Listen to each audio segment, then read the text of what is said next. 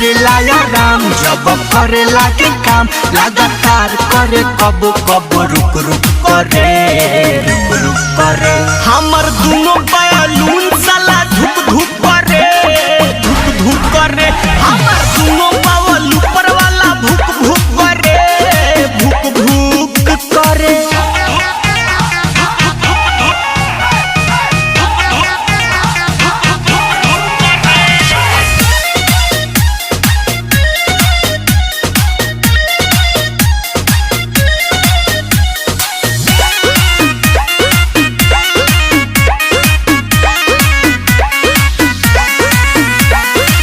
करे हर चीज बाकी रखे ना।